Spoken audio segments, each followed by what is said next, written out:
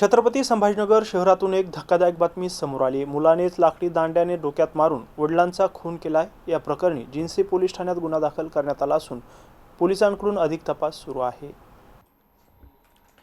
मिळालेल्या माहितीनुसार शेख कुटुंब हे पश्चिम बंगालमधून काही महिन्यांपूर्वी छत्रपती संभाजीनगर शहरातील कटकट गेट परिसरात किरायाने राहायला आले होते.